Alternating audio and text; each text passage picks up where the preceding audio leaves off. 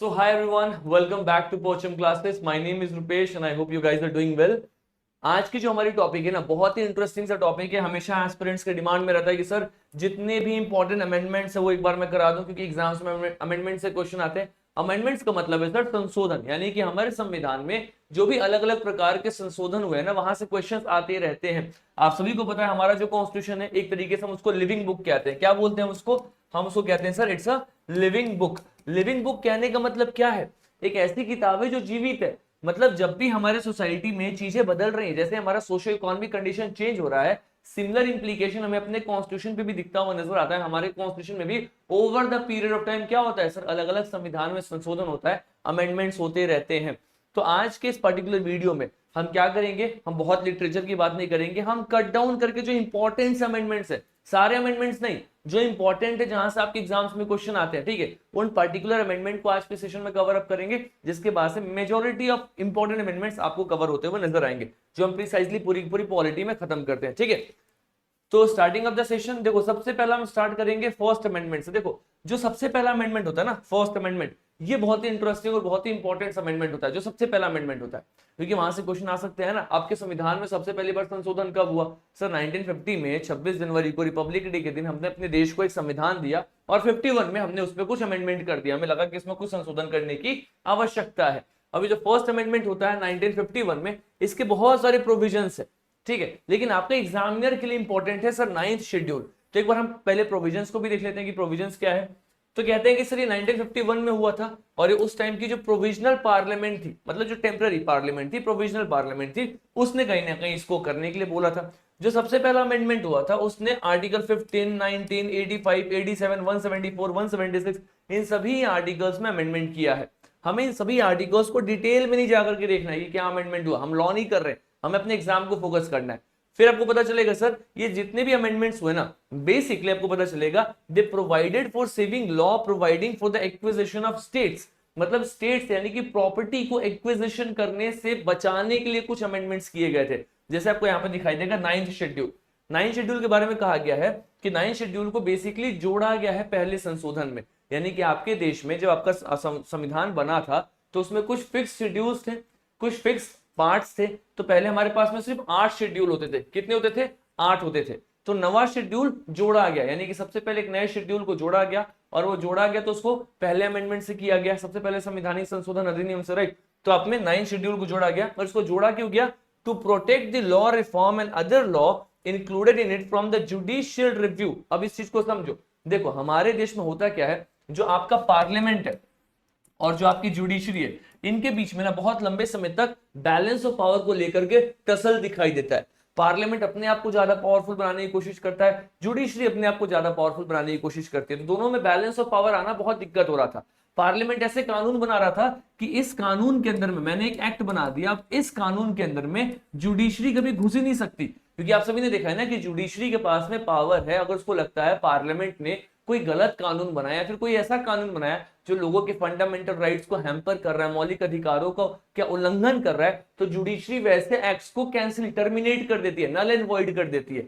तो कहीं ना कहीं जुडिशरी के पास में पावर है, राइट। तो इस चीज को ओवरराइड करता हुआ पार्लियामेंट दिखाई देता था कि नहीं, पार्लियामेंट एक ऐसा स्पेशली कोई एक ऐसा शेड्यूल ऐड कर देगा, राइट, नाइन्थ शेड्यूल, जिसके अंदर में जुडिशरी कभी इंटरफेयर ही नहीं कर सकती। समझो इस चीज को। मतलब आपके पार्लियामेंट ने कहा कि सर हम एक ऐसा शेड्यूल बना देते हैं, इसका नाम रखेंगे नाइन्थ शेड्यूल। अब इस नाइन्थ शेड्यूल के अंदर में अगर हम कोई भी कानून डालेंगे तो उसमें जुडिशियल रिव्यू नहीं होगा। यानी कि अब यहाँ पे किसके पास में पावर ज्यादा दिख रहा है सर? इसमें हमने पार्लियामेंट की पावर को बढ़ा दिया, जुडिशरी की पावर को कहीं ना कहीं अंडरमाइन कर दिया। Are you getting this? तो इस तरीके से इनके बीच में conflict of balance of power देखने को मिलता है। बाद में इसको सेट आउट कर दिया गया। अब 9 शेड्यूल के अंदर में अब जो भी लॉ जा रहा है उसमें जुडिशरी इंटरफेयर कर सकती है। उसमें एक कट ऑफ डेट डाल दिया गया कि 1973 के पहले जितनी भी चीजों को 9 शेड्यूल में ऐड किया गया था उस पर जुडिशियल रिव्यू नहीं होगा। लेकिन 1973 के बाद अब जो भी चीजों को इसमें ऐड किया जा रहा है, इसमें सर जुडिशियल रिव्यू डेफिनेटली होगा। 1973 को एक कट ऑफ डेट मान लिया गया है, बिकॉज 1973 में एक बहुत ही इंपॉर्टेंट सा जजमेंट आता है, उसका नाम है केशवानंद भारती केस, जो कहीं ना कहीं हमें बेसिक स्ट्रक्चर डॉक्ट्रिन के बारे में बताता है। ठीक है, तो देखो ये सब चीजें ना थोड़ा सा एडवांस लेवल कॉन्सेप्ट है, ये over the period of time जब आप क्लासेस को रेगुलर देखोगे तो आपको समझ में आएगा। तो कहीं ना कहीं अमेंडमेंट में आपको एक ये टॉपिक दिखता हुआ नजर आएगा। तो अगर आपसे पूछा जाए कि सर अमेंडमेंट में जो सबसे पहला अमेंडमेंट हुआ था उसमें क्या किया गया, तो आप बस ये बोलना सर उसमें 9th शेड्यूल को बनाया गया था, ताकि जो पार्लियामेंट है अगर उसके अंदर में कोई भी कानून डालेगा तो उसका जुडिशियल रिव्यू नहीं होगा। ये 9th शेड्यूल को क्यों बनाया गया था, तो it was made to protect land reforms, जो भी लैंड रिफॉर्म्स किए जा रहे हैं ना उसको बचाने के लिए प्रिसाइजली 9th शेड्यूल को बनाया था पार्लियामेंट ने। ये सबसे इंटरेस्टिंग और सबसे इंपॉर्टेंट आपका सबसे पहला कॉन्स्टिट्यूशन अमेंडमेंट एक्ट दिखाई देता हुआ नजर आएगा। कब हुआ था ये, सर 1951 में हुआ था। This should be clear. फिर हम आएंगे सर 7th पे। आप बोलोगे सर सेकंड क्यों नहीं पढ़े, थर्ड क्यों नहीं पढ़े, फोर्थ क्यों नहीं पढ़े, ऐसे पढ़ेंगे तो अभी तक बहुत सारे अमेंडमेंट हो गए, 100 के ऊपर हो गए। हमें 100 अमेंडमेंट्स तो नहीं पढ़ना ना, इतने तो मतलब अच्छे खासे लॉयर्स को भी याद नहीं है कि क्या क्या अमेंडमेंट्स थे, हमें एग्जाम ओरिएंटेड अमेंडमेंट्स पढ़ने। तो अब 7th अमेंडमेंट आपको एक दूसरा इंपॉर्टेंट अमेंडमेंट दिखाई देगा, बहुत ही छोटा सा, इसमें भी कुछ भी नहीं है, बहुत ही छोटा है। क्या बोला गया, पहले जो हमारे स्टेट्स थे ना उसको अलग अलग पार्ट्स में कैटेगराइज किया गया था, ए बी सी ऐसे करके अलग अलग कैटेगराइजेशन था, उसको इसने एबोलिश कर दिया, खत्म कर दिया, राइट। यानी कि यहाँ पे आपको रीऑर्गेनाइजेशन ऑफ स्टेट्स दिखाई देगा, स्टेट्स को रीऑर्गेनाइज किया गया। अब इसके ऊपर में असिस्टेंट कमांडेंट सीएपीएफ में एक बार क्वेश्चन आया था कि based on the state reorganisation commission, right, अगर हम रीऑर्गेनाइजेशन कमीशन की बात करें तो जो स्टेट का रीऑर्गेनाइजेशन एक्ट है ये कब पास हुआ था, तो सर इसका आंसर क्या दिखाई देगा, sir it was passed in 1956, क्योंकि इसी साल आपको क्या देखने को मिलता है, 7th अमेंडमेंट आया था जिसने कहीं ना कहीं स्टेट्स को रीऑर्गेनाइज किया था, और जो स्टेट को पहले ए बी सी कैटेगरी में कैटेगराइज किया गया था उसको एबोलिश कर दिया। तो स्टेट रीऑर्गेनाइजेशन एक्ट भी उसी साल पास होता हुआ नजर आएगा। तो देखो बेसिक्स ऑफ फैक्ट है, बहुत ही बेसिक है, बट पिन पॉइंटेड है, क्वेश्चन बन सकते हैं, है ना। आगे चलेंगे यहाँ पर 24th अमेंडमेंट, बहुत ही इंटरेस्टिंग सा अमेंडमेंट है। कब हुआ ये 24th अमेंडमेंट, 1971 में हुआ, ठीक है। और मैंने आपको एक ईयर बताया था अभी 1973, एक बहुत ही इंपॉर्टेंट सा ईयर है केशवानंद भारती केस का। अगर आपने थोड़ा भी नहीं पढ़ा तो एक बार जरूर देखना केशवानंद भारती केस के बाद में बेसिक स्ट्रक्चर जो डॉक्ट्रिन डेवलप हुआ था, डॉक्ट्रिन क्या था, and let me know in the comment box if you guys know that, ठीक है।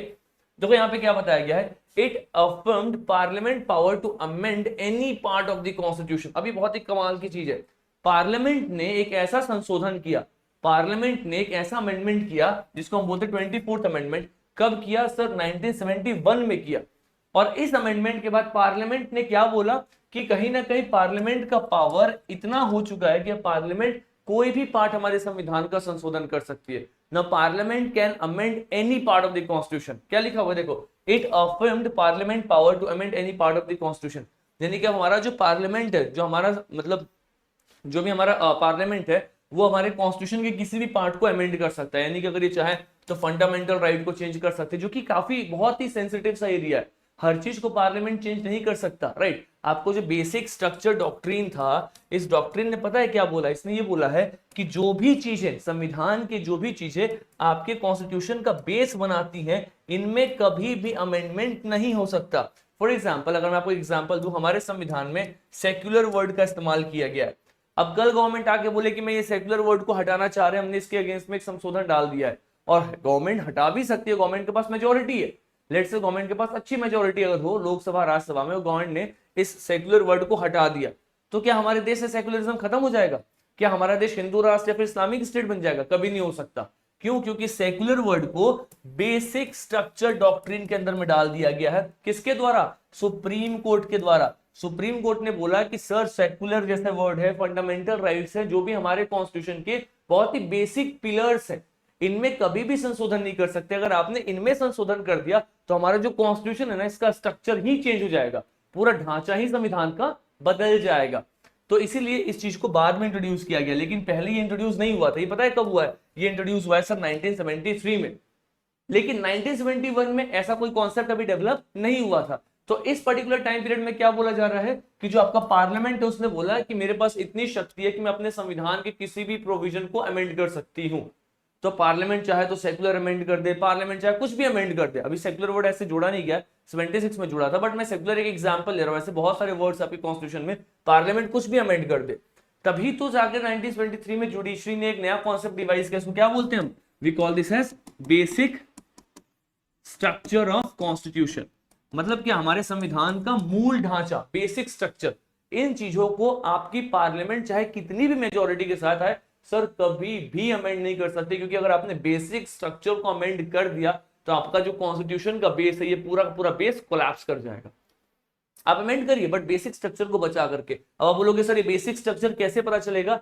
ये बेसिक स्ट्रक्चर सुप्रीम कोर्ट बताएगी over the period of time, जैसे जैसे समय बदलते जाएगा सुप्रीम कोर्ट अपने जजमेंट से बताएगी हाँ ये बेसिक स्ट्रक्चर है, ये नहीं है बेसिक स्ट्रक्चर, इसमें कर सकते हो। ये पूरा पूरा सुप्रीम कोर्ट के पास पावर है। सुप्रीम कोर्ट ने कोई डेफिनेशन नहीं दिया है, सुप्रीम कोर्ट अपने जजमेंट्स के द्वारा बताएगी। ठीक है, तो इस तरीके से बैलेंस ऑफ पावर किया गया। लेकिन जब ये नहीं था तो पार्लियामेंट आपको इस तरीके से 1921 में एक अमेंडमेंट लेकर के आ गया था, इसको हम 24th अमेंडमेंट कहते हैं। अब देखो 24 था, 24 के वर्ड्स को डिजिट्स को रिवर्स कर दो, क्या बन गया? 42 बन गया। 42nd अमेंडमेंट को बोलते हैं सर मिनी कॉन्स्टिट्यूशन, लघु संविधान। अब इसको अच्छे से याद रखना बिकॉज बहुत ही इंटरेस्टिंग है। 42nd अमेंडमेंट को हम क्या बोलते हैं sir? 42nd amendment of Indian constitution is also called as the mini constitution. Why it is called as the mini constitution? Because बहुत कुछ 42nd अमेंडमेंट में अमेंड हुआ, बहुत कुछ, बहुत सारे प्रोविजन आपको 42nd अमेंडमेंट में चेंज होते हुए नजर आएंगे, इसलिए इसको मिनी कॉन्स्टिट्यूशन कहा गया। मैं कुछ ही एग्जांपल दे रहा हूं। For example socialist, secular, integrity, ऐसे 3 इंपॉर्टेंट वर्ड्स को प्रीएम्बल में ऐड किया गया था। मतलब इतने मेजर चेंजेस हुए। और क्या क्या हुआ सर? डीपीएसपी को इन्फोर्सेबल किया गया है over the fundamental right, article 31C। ये आप डिटेल में आगे पढ़ोगे। ठीक है, कहीं ना कहीं जो पावर्स ऑफ जुडिशरी उसको कर्टेल किया गया है, कहीं ना कहीं फंडामेंटल ड्यूटीज को ऐड किया गया पार्ट 4A के द्वारा। मतलब इसमें ना ऐसे बहुत सारे संशोधन किए गए। कौन से अमेंडमेंट में सर? 42nd अमेंडमेंट में। तो इसलिए हमेशा याद रखना, अगर आपसे क्वेश्चन आ गया which of the following amendment is called as the mini constitution, इनमें से किस संविधान को हम लघु संविधान कहते हैं, आप फटाक से टिक करोगे सर 42nd अमेंडमेंट, क्योंकि 42nd अमेंडमेंट के द्वारा हमारे संविधान में बहुत कुछ ऐड किया गया है। एक तरीके से एक मिनी कॉन्स्टिट्यूशन ही तैयार हो गया, इतना कुछ ऐड कर दिया गया। ठीक है, सबसे इंपॉर्टेंट अगर आप मुझसे पूछो कि 2 चीज कौन सा है, तो एक तो ये है जो हम सेक्युलर और सोशलिस्ट और इंटीग्रिटी जैसे शब्दों को प्रीएम्बल में ऐड करते हैं, और उसके बाद आपको दिखाई देगा सर फंडामेंटल ड्यूटीज को हमने ऐड किया पार्ट 4A के अंदर में। और फंडामेंटल ड्यूटी को किसके रिकमेंडेशन पे किया है सर? स्वर्ण सिंह कमेटी के रिकमेंडेशन पे। इसको SSC exam staff selection commission में समझना, जैसे स्वर्ण सिंह कमेटी, राइट, इन्होंने रिकमेंड किया था और जब जाकर फंडामेंटल ड्यूटीज को ऐड किया गया था 42nd अमेंडमेंट से। देखो क्वेश्चन यूपीएससी में यहां तक पूछा गया 2020 में कि जो सेक्युलर शब्द है इसको प्रीएम्बल में ऐड किया गया कौन से संशोधन से सर? 42nd अमेंडमेंट से, ऑप्शन सी। आप देख सकते हो किस तरीके से क्वेश्चंस पूछे जाते हैं, जबकि ये क्वेश्चन यूपीएससी में पूछा गया है, ये वनडे एग्जाम का क्वेश्चन, रिगार्डिंग दिस एसएससी और बाकी एग्जाम्स में तो कई बार पूछा गया है। नेक्स्ट आपको दिखाई देगा sir 44th amendment that is of 1978। 42nd और 44th ना 2 बड़े अमेंडमेंट्स हैं। अब इन 2 अमेंडमेंट्स में बच्चे हमेशा कंफ्यूज होते हैं कि कौन सा 1976 में हुआ था, कौन सा 1978 में हुआ था। मैं आपको एक ट्रिक बता देता हूं। देखो 42nd है ना, तो आप इसको ऐसे याद कर लेना 4 2 6। 44th तो इसको आप ऐसे याद कर लेना 4 2 4 4 8।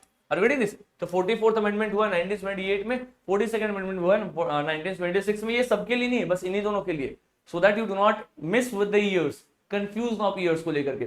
44th अमेंडमेंट जो हुआ है इसने इमरजेंसी वाले प्रोविजंस में कुछ मेजर चेंजेस किए हैं। ठीक है, इसको आप इमरजेंसी में पढ़ते हैं। लेकिन सबसे इंपॉर्टेंट क्या है सर? जो आपकी राइट टू प्रॉपर्टी था ना, इसको एक्चुअली में लीगल राइट बना दिया। मतलब आपको पता चलेगा सर राइट टू प्रॉपर्टी पहले आर्टिकल 31 हुआ करता था, आपका फंडामेंटल राइट होता था। इसको यहां से हटा करके अब आर्टिकल 300A के अंदर में कहीं लीगल राइट्स में इसको ऐड कर दिया गया है। मतलब अब ये आपका फंडामेंटल राइट नहीं है, इट्स नॉट योर मौलिक अधिकार, अभी आपका लीगल राइट है। कैसे ऐड किया गया? तो सर इसको 44th अमेंडमेंट से किया गया है। ठीक है, स्ट्रेंथन सेफगार्ड अंडर आर्टिकल 352। ठीक है, मतलब आर्टिकल 352 के अंदर में कुछ इंपॉर्टेंट से चेंजेस किए गए नेशनल इमरजेंसी में। मैं आपको एक बेसिक सा चेंज बताता हूं। पहले नेशनल इमरजेंसी लगाने की 2 कंडीशंस होते थे। क्या क्या कंडीशन था? सबसे पहला, अगर आप किसी देश के साथ में वॉर पे हो, युद्ध पे हो, या फिर आप एक्सटर्नल एग्रेशन कर रहे हो, वही है एक्सटर्नल एग्रेशन कहो या फिर वॉर को, बात एक ही है। अगर आप किसी देश के साथ सर युद्ध पे हो तो आपके देश में इमरजेंसी लग सकता है। दूसरा, जो पहले एक कंडीशन था, पता वो क्या था? पहले कंडीशन एक था सर इंटरनल डिस्टर्बेंस। क्या था? Internal disturbance. इसको हटा दिया गया 44th अमेंडमेंट से, यानी कि 44th अमेंडमेंट ने इस शब्द को यहां से हटा दिया, क्योंकि इंटरनल डिस्टर्बेंस को कहीं डिफाइन नहीं किया गया। अगर आपसे कहा जाए कि सर इंटरनल डिस्टर्बेंस के बेसिस पे इमरजेंसी लगाया जा रहा है, तो आप बोलोगे इंटरनल डिस्टर्बेंस का मतलब क्या? कल फार्मर्स प्रोटेस्ट कर रहे हैं, आप बोल दोगे इंटरनल डिस्टर्बेंस, इमरजेंसी लगा दोगे। कल स्टूडेंट्स अपनी डिमांड रख रहे हैं सामने, आप बोल दोगे इंटरनल डिस्टर्बेंस, इमरजेंसी लगा दोगे। ये तो गलत हो गया ना उनके साथ में। तो इसीलिए इंटरनल डिस्टर्बेंस शब्द को हटा करके यहाँ पे एक नया शब्द जोड़ा गया। उस शब्द का नाम था सर आर्म्ड रिबेलियन। क्या नाम था? Armed rebellion. आर्म्ड रेबेलियन का मतलब क्या होता है? आर्म्ड रेबेलियन का मतलब होता है सर बंदूक लेकर के, आर्म्स लेकर के लोगों ने रेबेल कर दिया। अब समझ में आता है, हाँ इमरजेंसी लगनी चाहिए, राइट। सो इस शब्द को, ये इंटरनल डिस्टर्बेंस को हटा करके आर्म्ड रेबेलियन शब्द को ऐड किया गया था 44th अमेंडमेंट से। तो आपको पता चलेगा 44th अमेंडमेंट कितना इंपॉर्टेंट अमेंडमेंट है। तो इस तरीके से आपको कुछ मेजर अमेंडमेंट्स इसमें दिखाई देंगे। मैं फिर से रिपीट कर रहा हूं, I am not covering all the amendments but I am covering all the major amendments, जहां से एक बार नहीं, दो बार नहीं, पता नहीं कितनी बार क्वेश्चंस पूछे गए। और आप इस चीज को रियलाइज करोगे over the period of time, आप जितना पीवाईक्यूज यानी कि प्रीवियस ईयर क्वेश्चंस को लगाओगे। ठीक है, चलिए अपन आगे। एनीवेज 52nd अमेंडमेंट बहुत ही बेसिक सा है, बहुत ही छोटा सा है सर। इसमें ना एंटी डिफेक्शन लॉ को इंट्रोड्यूस किया गया था 1985 में। आपको पता है कि एमपीज को, एमएलएस को, एमपी एमएलए बनने के लिए किसी इंसान को कुछ क्वालिफिकेशन चाहिए, कुछ क्वालिफिकेशन चाहिए। उसी का उल्टा होता है सर डिस्क्वालिफिकेशन, कि वो क्या ऐसा करेंगे कि उनको हम डिस्क्वालीफाई कर दे कि वो एमपी एमएलए नहीं है। उसी डिस्क्वालिफिकेशन का एक ग्राउंड है anti defection. Anti defection law के द्वारा एमपीज को, एमएलएस को डिस्क्वालीफाई कर दिया जाता है कि अब वो अपने पद पे नहीं बैठ सकते बिकॉज ऑफ सर्टेन रीजंस। उसको हम एंटी डिफेक्शन में पढ़ते हैं। आपको बस इतना ध्यान रखना है कि सर 52nd अमेंडमेंट में क्या किया गया, एंटी डिफेक्शन लॉ लाया गया, यानी कि 10th शेड्यूल ऐड होता है। अब मैं आपसे बोलूं, बताओ 9th शेड्यूल कब ऐड हुआ था? अभी पढ़ाया मैंने आपको 15 मिनट पहले। सर 9th शेड्यूल ऐड हुआ था, सबसे पहला अमेंडमेंट जो हुआ 1951 में। 10th शेड्यूल कब ऐड हो रहा है? सर 10th शेड्यूल ऐड हो रहा है आपका 52nd अमेंडमेंट 1985 में। समझ में आ रहा है आपको? The difference should be very clear. देखो आपको सीडीएस के एग्जाम में 2022 पे क्वेश्चन था, क्या है, which schedule was added by 52nd amendment? कौन सा शेड्यूल को ऐड किया गया है? सर 10th शेड्यूल को। 10th शेड्यूल क्या डील करता है? Sir anti defection law deal करता है। यही तो है 10th शेड्यूल आपका, इसको ऐड कर दिया गया है 52nd अमेंडमेंट से। या फिर क्वेश्चन घुमा सकता है, 52nd अमेंडमेंट की जगह पूछ देगा which schedule was added in the year, right. Year दे देगा कि बताओ कौन से साल में ऐड किया गया था, 1985 में कौन सा अमेंडमेंट ऐड किया गया, मतलब सॉरी शेड्यूल ऐड किया गया। बच्चे कंफ्यूज? तो ये इन चीजों पे ना थोड़ी बारीकी से देख के चलना है अपने को, राइट। नेक्स्ट अगर हम चलेंगे, अब यहाँ पे कुछ छोटे छोटे अमेंडमेंट्स हैं लेकिन कई बार यूज हुआ है। सबसे पहला है सर 61st अमेंडमेंट ऑफ 1989। आपको पता है जब हमारा देश आजाद हुआ था और जब संविधान लिखा गया था तो संविधान में वोट डालने का एज कितना लिखा गया था? 21 साल।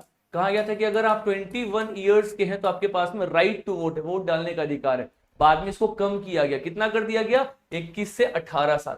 अब आज के टाइम पीरियड में आप देखो कोई भी 18 साल के ऊपर का जाके वोट दे सकता है। तो इसको कम किया गया है किसी संशोधन के द्वारा, उसका नाम था सर 61st अमेंडमेंट, 61वां संविधानिक संशोधन अधिनियम। और getting this 61st constitution amendment act of the year 1989 that reduced the voting age from 21 years to 18 years, as simple as possible. Clear on this every one of you? इसके बाद में आपको 73rd amendment और 74th amendment, दो major amendments दिखाई देंगे। और इन दोनों अमेंडमेंट्स ने क्या किया है? लोकल बॉडीज को ऐड किया है। क्या ऐड किया है सर? लोकल बॉडीज को। आप समझिए, लोकल बॉडीज के बारे में सुना होगा। जो आपका 73rd अमेंडमेंट है ये पंचायती राज इंस्टीट्यूशन को इंट्रोड्यूस करता है। मतलब हमारे देश में पंचायती राज इंस्टीट्यूशंस करके ऑर्गेनाइजेशन होगा जिसमें हम ग्राम लेवल तक आकर के, गांव के लेवल तक आकर के पावर्स को डिसेंट्रलाइज करेंगे, लोगों को पावर देंगे, वो अपने हिसाब से अपने एरिया को रेगुलेट करेंगे। तो जो गांव में जो पंचायती राज इंस्टीट्यूशन आता है वो कहीं ना कहीं 73rd अमेंडमेंट के द्वारा आता है, आर्टिकल 1992 में। और उससे भी इंटरेस्टिंग सर, इसके बारे में ना directive principle of state policy DPSP में जिक्र किया गया है गांधी प्रिंसिपल में। If I am not wrong, अगर मैं गलत नहीं हूं तो आर्टिकल 40, राइट, आर्टिकल 40 में मेंशन किया गया था कि पंचायती राज इंस्टीट्यूशन होना चाहिए पंचायत लेवल पे अपने इश्यूज को हैंडल करने के लिए। एंड डाउन द लाइन आपको यहाँ पे 73rd अमेंडमेंट के द्वारा ये आता हुआ नजर आएगा। 74th अमेंडमेंट में सिमिलर चीज को सर शहर के लिए इंट्रोड्यूस कर दिया गया। जैसे गांव में पंचायत होते हैं वैसे शहर में क्या होगा? म्युनिसिपैलिटीज, बस। और जैसे आपने यहाँ पे पंचायत और म्युनिसिपैलिटीज ऐड किया, आपने एक एक शेड्यूल ऐड कर दिया। जब आप पंचायत डाल रहे हो तो आपने शेड्यूल 11 ऐड कर दिया, जब आप म्युनिसिपैलिटीज बना रहे हो तो शेड्यूल 12 ऐड कर दिया। अब आप देखो शेड्यूल 9 से कैसे अमेंडमेंट्स हुए। 9 शेड्यूल याद करो, सबसे पहला अमेंडमेंट था। फिर मैंने आपको थोड़ी देर पहले 10th शेड्यूल पढ़ाया, एंटी डिफेक्शन लॉ, वो ऐड हुआ। 11th शेड्यूल पढ़ा रहा हूं, Panchayati Raj system, 73rd amendment. 12th schedule पढ़ा रहा हूं आपका म्युनिसिपैलिटी, 74th अमेंडमेंट। आपको दिख रहा है किस तरीके से पहले 8 शेड्यूल थे, वो 9, 10, 11, 12, अब 12 शेड्यूल आपको दिखाई देगा। वो 12 शेड्यूल ऐसे ही बने हैं, right, as simple as possible. तो अगर यहां तक आपको समझ में आ रहा है, इट मींस आपको चीजें बहुत क्लियर रूप से दिखाई देगा। और ये सेशन उन एस्पिरेंट्स के लिए काफी हेल्पफुल होगा जिन्होंने पॉलिटी का थोड़ा सा भी बेसिक्स पढ़ा। अगर आप एकदम नए हैं, स्क्रैच है, पहली बार वीडियो पे आएंगे तो थोड़ी सी दिक्कत होगी, थोड़ी क्या ज्यादा दिक्कत होगी, बिकॉज अल्टीमेटली हम अमेंडमेंट्स कर रहे हैं। अमेंडमेंट से पहले आपको थोड़ा सा बेसिक आइडिया तो होना चाहिए कि म्युनिसिपैलिटी क्या है, पंचायती राज क्या है, तभी समझोगे ना कि संशोधन क्या किया गया। अगर आपको बेसिक्स भी नहीं पता तो वीडियो में प्रॉब्लम होगी, दैट इज फॉर श्योर, ठीक है। एनीवेज, लेकिन जिन एस्पिरेंट्स ने पॉलिटी पढ़ा उनके लिए video is going to be very helpful, बहुत ज्यादा, वेरी वेरी हेल्पफुल, राइट। देखो 86 अमेंडमेंट में क्या किया गया सर, आपको फंडामेंटल राइट, एजुकेशन को फंडामेंटल राइट बनाया गया आर्टिकल 21 ए के अंदर में, आप सभी को पता है। 45 में भी इसको डाला गया, early childhood care. Fundamental duty में भी एजुकेशन को डाला गया, मतलब एजुकेशन तीनों लेवल पे आता है, फंडामेंटल राइट्स में, फंडामेंटल ड्यूटी में and directive principle of state policies में। आपको इसके लिए सबसे इंपॉर्टेंट सा अमेंडमेंट दिखाई देगा 82nd अमेंडमेंट। कौन से ईयर में होता है सर, ये होता है 2002 में, ठीक है। नेक्स्ट आपको दिखाई देगा सबसे important amendment, that is the 91st amendment of 2003। 91st amendment, पता है इस अमेंडमेंट में क्या हुआ, आपका एक क्वेश्चन आता था कि सर जो काउंसिल ऑफ मिनिस्टर्स हैं, जो काउंसिल ऑफ मिनिस्टर्स है, जो कि एक्चुअली में एक कॉन्स्टिट्यूशनल बॉडी है, काउंसिल ऑफ मिनिस्टर्स, जो कहीं ना कहीं उसकी अध्यक्षता कौन करते हैं, prime minister. Council of ministers are headed by the prime minister. जिसकी सरकार होती है उसके खुद के काउंसिल ऑफ मिनिस्टर्स होते हैं। अगर आज के टाइम पीरियड में बीजेपी की गवर्नमेंट है तो बीजेपी की काउंसिल ऑफ मिनिस्टर है और उनके प्राइम मिनिस्टर है। कल अगर कोई और गवर्नमेंट आ जाए तो उनके फिर से नए काउंसिल ऑफ मिनिस्टर्स आएंगे और नए प्राइम मिनिस्टर भी आएंगे। और रिगार्डिंग दिस, तो ये काउंसिल ऑफ मिनिस्टर का सर स्ट्रेंथ कितना होना चाहिए, इसके ऊपर में किसी ने कभी बात किया ही नहीं। What should be the strength of this council of ministers, no one talked about this. इसी चीज को फिक्स किया गया है फ्रॉम दिस 91st अमेंडमेंट। इसने पता है क्या बोला है कि इसने एक साइज फिक्स कर दिया काउंसिल ऑफ मिनिस्टर्स का। वो क्या था, वो था सर 15% ऑफ लोकसभा। मतलब जो आपका लोकसभा में जितने भी मेंबर्स हैं उनका 15% से ज्यादा आपके काउंसिल ऑफ मिनिस्टर्स नहीं हो सकते। 15% ऑफ टोटल लोकसभा, मतलब क्या है 15% ऑफ लोकसभा, 15% आपके लोकसभा के जितने मेंबर्स हैं उनके 15% जो मेंबर्स हैं, ये आपका लिमिटेड स्ट्रेंथ हो गया। किसका स्ट्रेंथ है sir, this is the strength of council of ministers, as simple as possible, ठीक है। इस चीज को यहां पे बताया गया है। नेक्स्ट है सर 99th अमेंडमेंट, थोड़ा सा इंपॉर्टेंट सा है, थोड़ा सा देखेंगे इसमें, बहुत ज्यादा नहीं, बट हाँ एक ऑर्गेनाइजेशन का नाम यूज किया गया है sir NJAC, national judicial appointment committee. इसको बनाया गया था, बाद में इसको अनकॉन्स्टिट्यूशनल जारी कर दिया गया कि अभी संवैधानिक नहीं है। किसको, national judicial advisory appointment commission को 2015 में। और 2016 में सबसे फेवरेट आप सभी के एग्जाम में, मतलब मुझे लगता है कि कोई भी ऐसा एग्जाम होगा जिसमें नहीं पूछा हो गया कि 101st अमेंडमेंट क्या था सर, ये जीएसटी था। इसमें गुड्स एंड सर्विसेज टैक्स को इंट्रोड्यूस किया गया था, राइट। तो जीएसटी आप सभी को पता है, जो आज के टाइम पीरियड में हमारा टैक्सेशन सिस्टम जीएसटी बेस्ड चल रहा है, जीएसटी को कहीं ना कहीं स्टार्ट भी इसी टाइम पीरियड में किया गया था 2016 में संशोधन के द्वारा, और वो 101 संशोधन था। तो मैं आपको फिर से बता रहा हूँ, जो भी इंपॉर्टेंट अमेंडमेंट्स मैं आपको आपके सामने करा रहा हूँ, इनको याद करना बहुत सिंपल है। इसका लिस्ट, ये पीडीएफ सिर्फ आप डाउनलोड करना, ठीक है, और इसको अपने टेबल के सामने पेस्ट कर देना। और इसमें से आधे तो आपको ऐसे ही याद रहेंगे, 42nd 44th तो ऐसे ही याद रहता है, राइट। 73rd 74th भी याद रहता है sir, Panchayati Raj and municipality. पहला वाला अमेंडमेंट भी याद आता है कि सर 9 शेड्यूल ऐड हुआ था। छोटे मोटे अमेंडमेंट्स ध्यान रखना है कि 21 साल से 18 साल कौन से अमेंडमेंट से कर दिया गया, ऐसे कुछ कुछ अमेंडमेंट्स को ध्यान रखना, बाकी मेजर सारे अमेंडमेंट्स आपको ध्यान में रहेंगे, ट्रस्ट में, राइट। एंड 102nd में क्या है, तो आप सभी को पता होगा, एक बॉडी है sir, national commission for backward classes, right.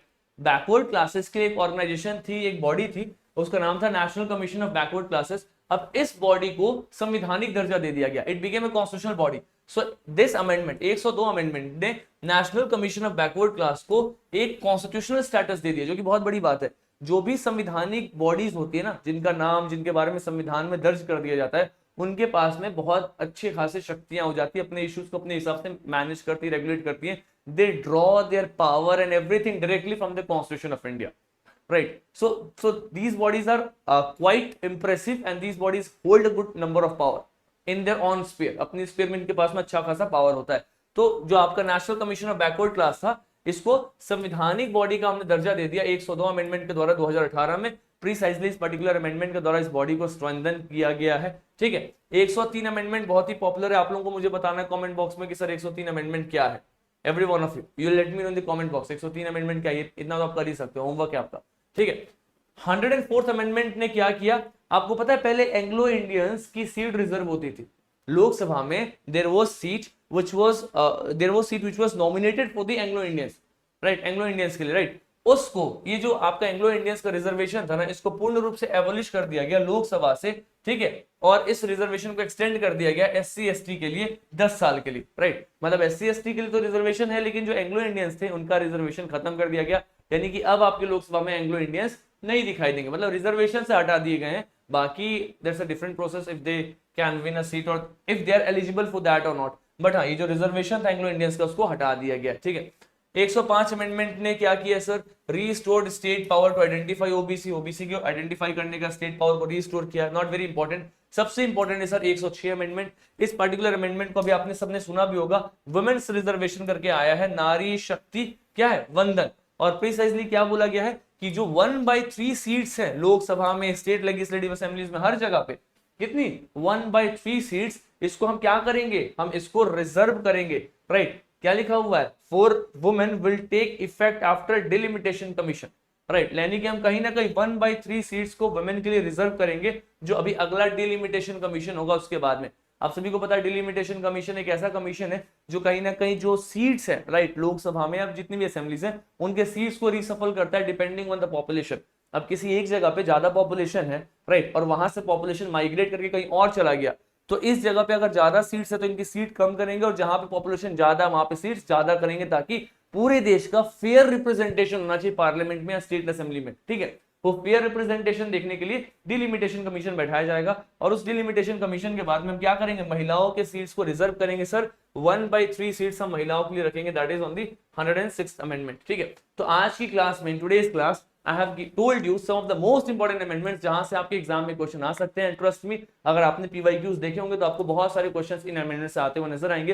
ये इंपॉर्टेंट अमेंडमेंट्स थे, इनको आपको अच्छे से रिवाइज करना है, जितना हो सके उतने बार देखना है। इसके बाद you guys will be very comfortable in attempting the questions in the exams, ठीक है।